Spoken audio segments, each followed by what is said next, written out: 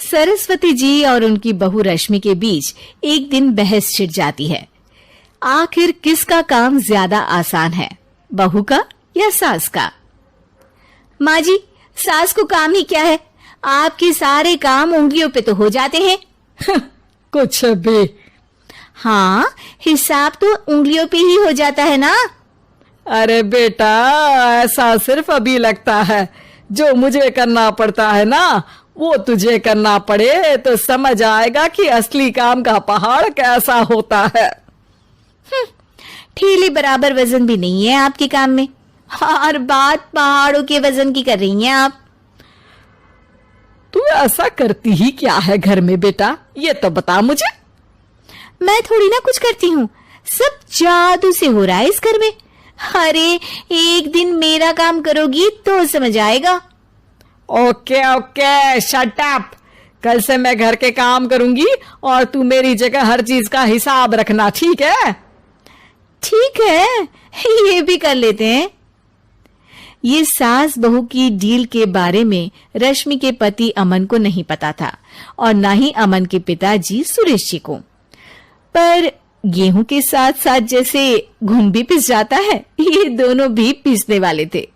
सुबह अमन उठकर रेडी होता है ऑफिस जाने के लिए, तो पता है उसके कपड़े नहीं निकले हुए हैं। अरे रश्मि, तुमने मेरे कपड़े नहीं निकाले? अपनी माँ से पूछो ना, उन्हीं का काम है ये। अमन अपनी माँ के पास जाता है। अब मेरे कपड़े आज आप देने वाले हो क्या माँ? हाँ, देना तो मुझे ही चाहिए, पर तेरी बहू ने कपड़े धोने ही नहीं डाले, तो कोई भी धुला हुआ कपड़ा नहीं है बेटा। हैं? ऐसा क्यों? कपड़े तो धोने आप ही देते हो ना माँ? अरे बहू ने तुझे बताया नहीं, अब हम अदल बदल गए हैं। मैं अब बहू और तेरी बीवी सास। अमन परेशान हो गया। वो बिना इस्त्री के कपड़े पहनकर ऑफिस चला गया। सरस्वती जी अपने घुटने के दर्द के कारण झुककर घर साफ नहीं कर पा रही थी और ना ही खाना बनाना याद रख पाई। उधर रश्मि पहले ही दिन घर की चाबी घुमा चुकी थी और 300 रुपए का हिसाब अलग नहीं मिल रहा था। पर दोनों का ही घमंड कैलाश पर्वत से भी बड़ा था और दोनों ही खेमे एक दूसरे की बात मानने को बिल्कुल तैयार नहीं थे। शाम को जब सुरेश जी और अमन खाना खाने बैठते हैं तो सरस्वती जी उनके सामने गाजर और पपीते लाकर रख देती हैं। अरे माँ, ये क्या है? ख्याली पुलाव के साथ सलाद। माँ जी खाना बनाना भूल गई लगता है। अरे एक एक चमन्नी का हिसाब है मेरे पास, खाना बनाना कैसे भूल जाऊंगी? ये तो मैंने पढ़ा था कि फल फ्रूट खाने से सेहत अच्छी रहती है, इसीलिए ये ले, एक फल खा ले। रात को सुरेश जी और अमन अपनी मीटिंग बिठाते हैं अकेले में। बाबूजी, इनकी लड़ाई के कारण ना हमें ठीक से खाना मिल रहा है, उल्टा घर के सारे काम रुक गए हैं। हाँ बेटा, 2 भैंसों की लड़ाई में बेचारे खेत के पौधों का भी नुकसान हो रहा है। पर पापा, क्या बताऊं आपको, मैंने माँ को इस महीने की 2 तारीख को बिजली के बिल के पैसे दिए थे। आज बिल भरने के लिए मांगने गया तो पता चला कि रश्मि उन पैसों से गैस सिलेंडर ले आई। अच्छा, तो सिलेंडर के पैसों का क्या हुआ? अब सिलेंडर के तो कोई पैसे नहीं थे बाबूजी, हमारे घर पर गैस की पाइपलाइन लगी है ना।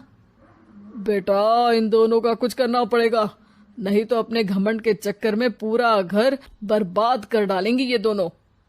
अमन और सुरेश जी काफी सोच विचार के बाद एक निष्कर्ष पर पहुंचते हैं। रात ही को दोनों अपनी पत्नियों की अलमारी से नई साड़ी निकालते हैं और सुबह जब रश्मि और सरस्वती जी उठते हैं तो देखते हैं कि दोनों पति साड़ी पहनकर चढ़ाव पर सब्जियां काट रहे हैं। अरे ये सब क्या हो रहा है? क्या हो रहा है मतलब? आप दोनों अदल बदल हो सकते हो तो हम क्यों नहीं? अरे क्या मतलब? नहीं नहीं, मेरी भी बचपन से किसी की बहू बनने की इच्छा थी, तो आज से सरस्वती तुम बड़ी बहू, मैं मिडल बहू और अमन छोटी बहू। अरे लेकिन सब घर पर बैठ जाएंगे तो कमाएगा कौन? ये घर कैसे चलेगा? अब वो तो भैया या बाकी लोग जाने, अब हमने भी अदल बदल कर ही लिया है तो कुछ नहीं हो सकता। रश्मि और सरस्वती जी को समझ में आ जाता है कि उन दोनों की आपस की डील की वजह से इन दोनों को बहुत तकलीफ हो रही है और उनके ईगो ने दूसरों को कितनी यातनाएं दी है। अब असल में माँ जी आप सही थी, सास बनना बहुत मुश्किल है। अरे हाँ बेटा, और तू भी, मुझसे तो नहीं हो पाया सब घर के काम, वापस बदल ले क्या? हाँ हाँ बिल्कुल माँ जी, और अब आप दोनों भी बदल लीजिए, कोई आ गया तो आप दोनों को देखकर क्या सोचेगा। अच्छा है, आप दोनों के समझ में ये बात तो आई, मैं फटाक से कपड़े बदल लेता हूँ। अरे रुक जा बेटा, एक फोटो ले लेती हूँ तेरी, मेरी बेटी होती तो तेरे जैसी ही दिखती साड़ी में। और मेरा फोटो नहीं लोगी?